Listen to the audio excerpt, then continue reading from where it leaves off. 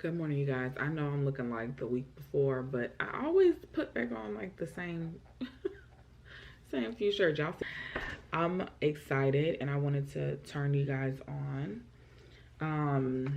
So first of all, how was y'all's weekend? I hope it was fantastic.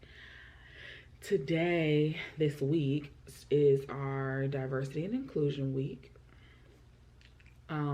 So I am definitely going to be recapping that for you guys this week because I'm interested to not only hear the conversation that our company is having, but I am also interested in hearing the action that they are taking to make sure to include more people and create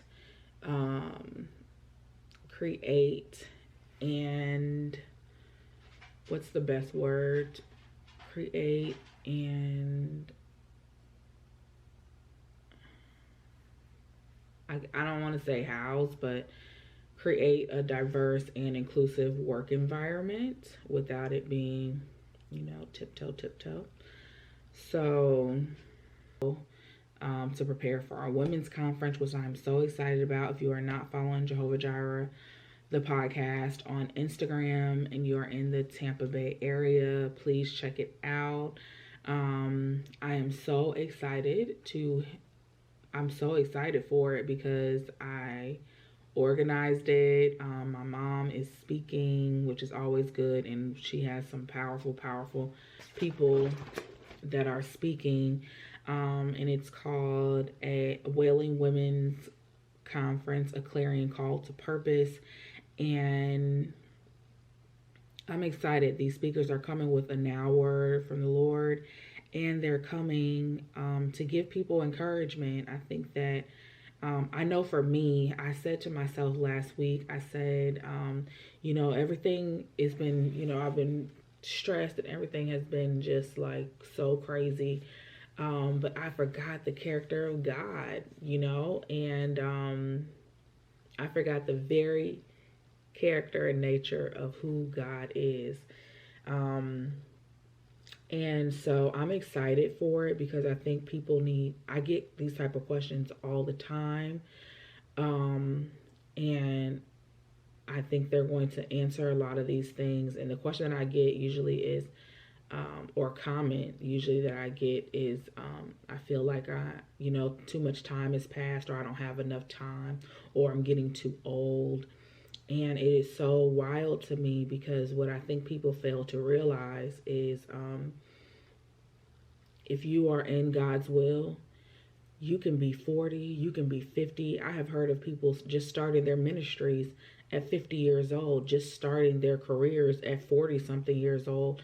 We have seen how many women of color, men of color, and women and men of color in stature are graduating with their doctorates, with their Juris Doctorates, with their undergrads, with their high school diplomas at all these various ages. So don't do that to yourself. And I think people need encouragement. And I think I know people are looking for signs and looking to hear from God. So I'm just very excited. I'm very excited for it.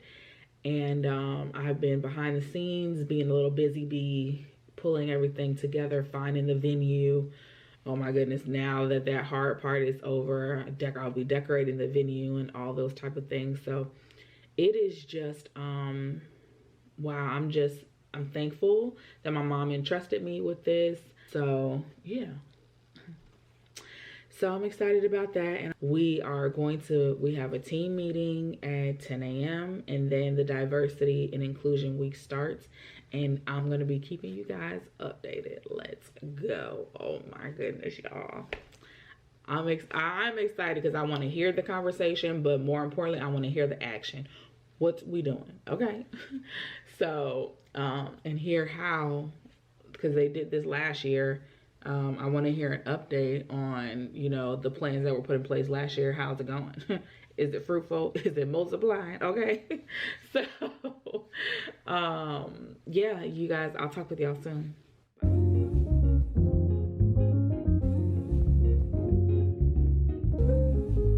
Bye.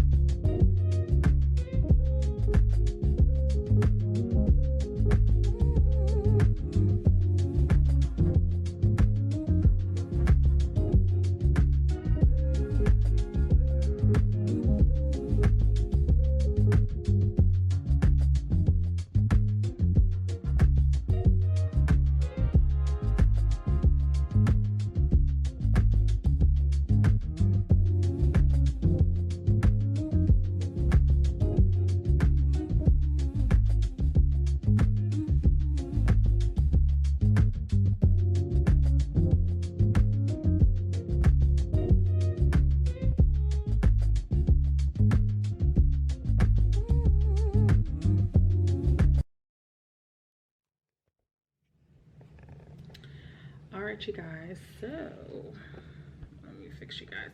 All right, so it has been somewhat of a hectic, well, it hasn't been hectic, but this was the start of Diversity and Inclusion Week, and I participated in 2 out of the 4 ones that I signed up for. The other 2 I didn't make because I wanted to finish something I was working on. However, the first one that I did, it was interesting. It did have people of color. There were people of Indian descent and people of brown people of there are people of Indian descent and people of Asian descent speaking about their experiences, and kind of, one lady did recommend a good book, Breaking the Bamboo Ceiling. I've never heard of that. So they just had some good points as far as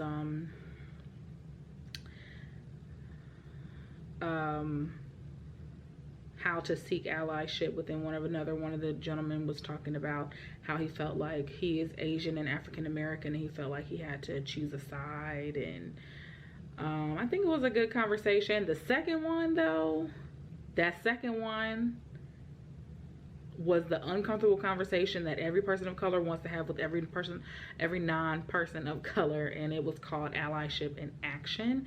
And they of course talked about George Floyd, because they knew, you know, would probably know what that is in reference to that, despite other things other than George Floyd was going on last year. But they talked about that. They talked about you know, education. What stance are you taking? Are you avoiding race and things like that? They talked about hiring people of color and waiting to hire someone of color versus just trying to find, you know, finding someone to fill a spot that is not a person of color, which I was like, oh girl, okay, what are we doing? Now, while there was not an action plan in that, I think, let me see, let me make sure I'm in the right aux to even, oh my gosh, you guys.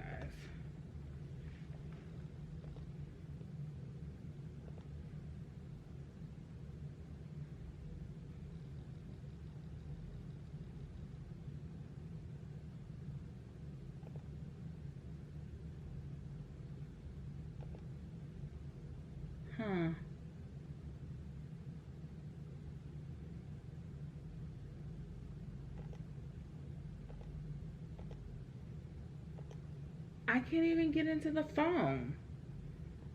Wow. Something's wrong. I'm logged in. Okay, let me go to the...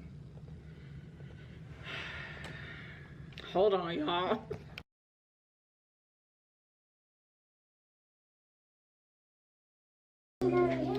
Good morning, you guys. So I am starting my day with IT. But I want to update you guys on Diversity and Inclusion Week and some of the issues that I have identified. Not with diversity and inclusion, but like what's going on. So yeah, I will chat with you guys once IT corrects my issue. All right, you guys, today has been so, ooh, look at this. Wait, I can at least, I'm already coming on a bonnet. It can at least be corrected. Okay, NT ways. Today has been crazy.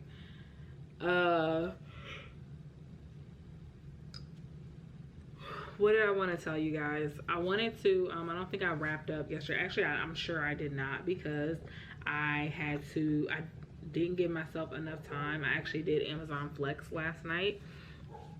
But I think I was telling you guys that there was a course called Allyship in Practice, that I think that was the course that my supervisor should have asked all of us to jump on, because it was so good.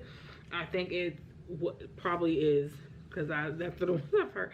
It was my favorite one thus far. Today is Tuesday. Today is Tuesday, and that was the best one thus far. Probably it's going to be the best one. Because, and let me get her title correct. It's called Allyship in Action, and it was with the vice president of our company, but she's a vice president somewhere. And it was subtitled Diversity Best Practices. And let me tell y'all, it's the conversation that Black and brown people need white people to understand. And of course, you know, this is a corporate setting, so she had to be very touchy and very, you know, and make, you know, things that everybody knows about, like George Floyd. But I'm going to tell you what brought it home for me, and I was like, ma'am, this is it. Like, you're on to it. She categorized like these different type of people, and you know, she categorized the different type of people. There are people who know of racism and things that are going on, and they just try to avoid it because it's just too much of a touchy subject for them. And it could be because of ignorance, and it could be because they don't know how to, you know, say it properly without being offended, you know, and it can be fear. Then there are people that are always in defensive mode, and it's just like, no, and then there are people who advocate for certain things, and you can be more than one can be true. But what she said that I really grasped with is she talked about hiring more people of color in the workplace. And she said, you know, companies have got to start broadening the pool to allow people of color to you know, occupy those spaces and apply in those spaces and give them time to do so. And that is so true. While I understand you have to have a deadline, right, because there's a position that you're trying to fill, does it have to end in 3 days? You know what I mean? Like, for the position to be filled. So I just think that was the one. It was so many keys in that one. It was just so good, and she called out the things like, and I said this myself, we are not in a place where we can just tuck this under the rug and be like, well, this is going on over here and not going on out of here, and we can't be you know, we're not in an age and space where we can be ignorant. It's just not, that's not the vibe. Like, there's no space for it. The only thing I didn't agree with her is someone asked a really good question, and they said, you know, if you're an advocate, whose job is it to educate people that are naive or ignorant of what's going on? And she said, it's our job. And I don't believe that. Now, I don't personally believe in that, because we are probably in the most technology advanced society. And my mom brought up a really good point when I was talking with her this morning, is if people in other countries that don't live here, right, they have nothing to gain from recognizing this, right, recognize that there's a racial issue that is embedded in America, that is prevalent in America, that is very, you know, very now still happening. If they can recognize that in another country, why, as an American and as an American of color, do I need to educate you? In the age of Google, in the age of, I know you have your phone and at least got Safari or Google Chrome or something, why is it that I need to educate you? And can I offer this? Would that help you if a person of color, because I have experienced time and time again in the workplace, outside of the workplace, people, even people of color sometimes, where they get the information matters. Who tells them the information and educates them matters. Because I may educate you, but because of your preconceived notion of people of color, you may be like, well, they just saying that. Okay. Right? And I'm a person, you need to prove it to me anyway. I hear what you're saying, but I don't believe you. So while I don't agree, and she was going on the towards, you know, she was going on, it's important for us to educate people on their experiences, but still, no, because what I want to get to is, why am I having these experiences?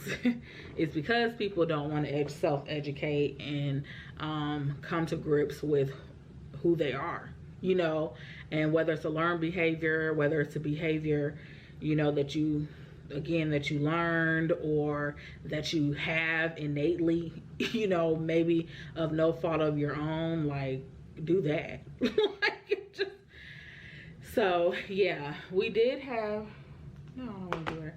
We did have the one that our supervisor put us in, and it was called I Know a Woman, Motivational Story to Supporting Women. And I'm always like leery of this one because it's filled with a lot of non-women of color, which this one was filled with a lot of non-women of color. And I think that I understand the fight of equality that we are trying to push for women, but what are we doing? You know, what are we doing to push for that for women of color? There are tons of women of Latin descent that are not getting these opportunities, that are not being put in these spaces to have the opportunity. There are tons of Asian American women that are not in these opportunities or occupying these spaces. Tons of Black women that are not in these, occupying these spaces and doing this. Ton of, you know, women of Indian descent, women of Moroccan, just tons of Black and brown people that are not occupying these spaces. And I think that it was a poor forethought to have this type of conversation and have one woman of color to represent it. Oh yeah, I have my next one now. Intersectionality, allyship, and belonging. So Diversity and Inclusion Week has been good conversations. I have yet to hear the action plan.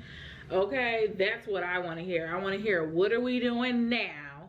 What are we implementing now to make sure that these things that we are conversating about gets resolved? And what was the action plan last year? And where are y'all on that? That's what I want to hear. I get the stories, understand that you have to tell stories and have, you know, these different perspectives to relate to people. Totally get it. But what is the action plan? What are we doing? What's going on? So yeah, there is that. And hold on. It's interesting. A recent study showed that about 3/4 of Latinos in the United States said that they can't be themselves in the workplace. And this same survey said that Latinos regularly modify their appearance, their body language, and their communication style to conform to what they viewed as the white standards of the workplace. Now, more than half of... Okay, y'all, woo! That was actually good. Damn, y'all, I don't know what's going on about it. That was actually a good conversation as well.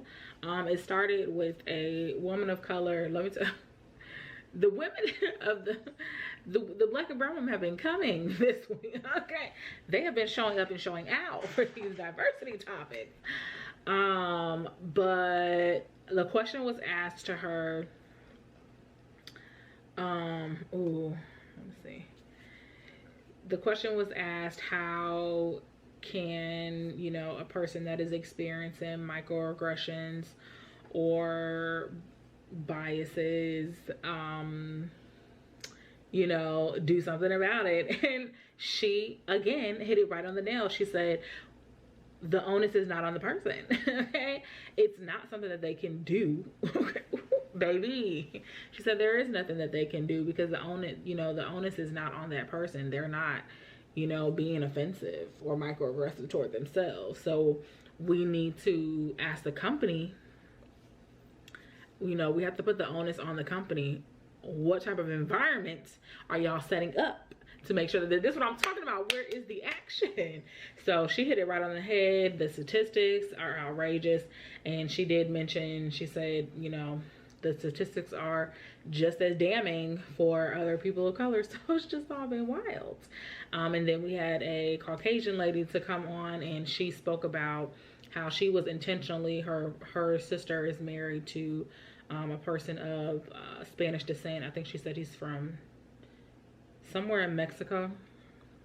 I can't remember the city name, but he is from Mexico, and she was intentionally, you know, his accent is very thick, even though he speaks good English. But because of her biases, she said that was more than microaggressive. I would, you know, if the order came wrong and he ordered, I said, well, they probably didn't understand you, and just. But she did correct herself. She apologized. She educated herself. She took steps towards changing that. But y'all know what? Listen, you heard it here first. The preconceived notions that people have against other people allows them to not hear what your issue is. And me and my mom were talking about this morning. And I had an incident yesterday while delivering, and I had it at work today as well. And because of a preconceived notions that people have, and I know this happens to me a lot, and I hate to keep saying it like this, but that's just my experience. It happens to me a lot with Caucasian women. Their preconceived notions, maybe, I'm not going to say that it's necessarily because I'm a black woman, but their preconceived notion about maybe a situation or a circumstance allows them to not hear what I'm saying. And so they do not provide me the proper answer because they're not listening for what is actually wrong. They're listening to try to correct what I'm doing. Okay. And I'll give you an example. This morning, yesterday I was supposed to be on the phone, and I think I left that clip in here, and I was like, oh, it's not working, like it's whatever. So I reached out to the person that did it, and I don't think that she intentionally did this, let me also say that, but I reached out to, and she's a supervisor, I reached out to her to say, hey, you know, I was having this issue on the phone. Do you guys know? So she said, okay, log in and log back out, which I had already done, but I obliged her and logged in and logged back out. And she said, well, share your screen. Let me see what's going on. And she didn't listen to the fact that I said, when I tried to go into a ready status, I'm getting this error. Instead, she took me through steps on, she took me through steps on aux modes, which was not my issue. She took me through steps on how to properly log in. Also was not my issue. So I ended up having to call IT, which I could have started there had she not had a preconceived notion of what she thought was going on and actually effectively listened to what I was saying. We could have not been on that phone for 30 minutes. Not, you know, she was trying to educate me. She was like, this is what I was telling you guys about this, and this. And I'm sitting here like, yeah, I know that's not my problem. You know what I'm like? And that happened to me yesterday. I was delivering to a package, and the customer for the Amazon Flex, and the customer thing, like, it was this gate, I couldn't get into the gate. So I said, I'm gonna put this in the leasing office. I'm gonna put this by the leasing office because both of them live there, but I could, the GPS kept taking me to the thing. I was following the directions that they put. There were 3 white women in there, and the door, the building literally says apartment name leasing office. But so I was like, hey, this is the such and such leasing office. Are you guys, you know, do you work for the leasing office? And they were like, no. And they she asked, well, what apartment are you looking for? And I said, well, I'm looking for, the address is this, the apartment is this. And we all know apartments, some apartments, not all, but that particular apartment did, because the number on the leasing office is not the same as on the box. So it goes by building number, which is your address, the street, which is the entire street that the apartment community is on, and then your apartment number. And she said, well, you're not at this address, you're at this. So the address, let's just say the address was 1111 and the leasing office address is 2222. And she said, well, you're not at address 1111, you're at, you know, you're at address 2222. And I said, but this is the leasing office, but you don't work for the leasing office, right? And she said, no. And she went so far as to put the address in the GPS. Her GPS said I was 0.2 miles away. She wasn't paying attention to any of this and said, I don't think you're at the right address. And I said, but this is the such and such apartments, right? And she said, yes. And I was like, okay, well, I'll just have to leave it here because I can't get into this gate and I'm not going to bother it. Now I should probably, that is what I said. And she said, well, I'm not comfortable accepting the package. And I said, I'm not asking you to accept the package. You don't even know where you at. Because the door says such and such leasing office. So I'm going to just leave it. So you're not, I wouldn't want you to accept. I didn't, you know, I'm sitting in my mind like, I wouldn't want your ass to accept it because you don't even know where the hell you at. But her preconceived notion, and she's so, white women so bad want to correct people instead of effectively listening that you don't, it's just the wrong thing going on. So anyways, another good point in the conversation was they talk about microaggressions and a form of microaggression, and this is, let me tell you that Miss Chavez, she did that. She said, you know, a form of microaggression is refusing to pronounce people's name after they have told you, refusing to pronounce people's name correctly even after they've told you how to say it, and giving them a nickname. That's, let me tell you, it was triggering for me because I was like, oh, that's been happening to me my whole life. My family shortened my name, which is only 5 letters, to accommodate people who could not pronounce my 5-letter name. Now, I do know that it was done out of love, right? Because my family is historically from the South. They migrated to the North. And then some people came back and some, you know what I mean? So it was done out of love. But when people do it, it's not done out of love. Oh, that's how, oh, girl, I can't say that. I'm gonna just call you this. No, you're not. But I do know that I've always corrected how people say my name. It doesn't matter what, you know, your background is, skin tone. If you say my name wrong, I'm gonna correct you because that's my name. But baby, whoo, baby, they talked about, girl. Let me tell you how she opened. Let me tell you, this is what I'm talking about. Let me tell you how she opened. Homegirl said, you know, because we're speaking for, you know, the people of Spanish descent. As you guys, I'm going to keep that clip in when she first started talking. And she was saying that you can't show up to yourselves, which I think that the way that corporate America is structured now, this is not going to change. Because it's still run by hella male, hella pale people. So she was saying that, you know, people of Spanish descent, you know, they tend to be louder. They tend to be more dramatic. You know, I don't want to say dramatic because we talk with our hands too, but you know, I'm black.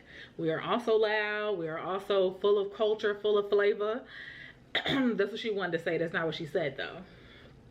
And she said that there is these unstated norms in the workplace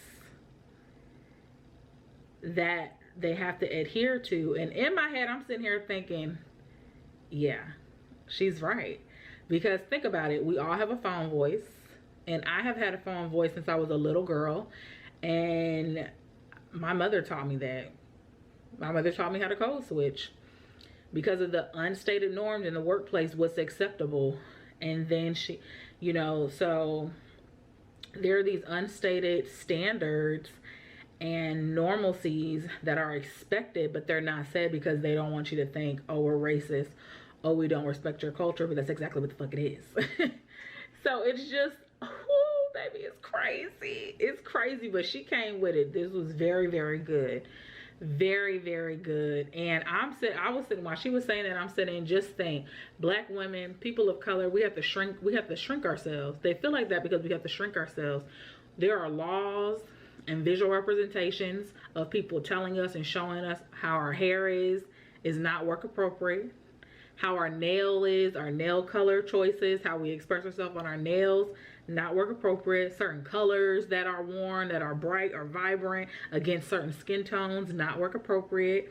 Like, so just think, you don't feel like you can be your whole self in the workplace. It's because of the environment that they created. So, woo! They talked about self-awareness from people that are just really good. The only downside I felt like in all of these conversations is they always ask, like, they always speak about mentorship, and she was speaking about sponsorship and mentorship, and there are not a lot of women that said, yes, I have a mentor. And I don't know if these were women of color because they're just names on the screen, but I'm interested to know how many women of color have mentors in these corporate structures. I'm very interested to know. So that wraps up day 2 of diversity and inclusion week, day 2. I'll catch you guys tomorrow. It is 4:59, baby. And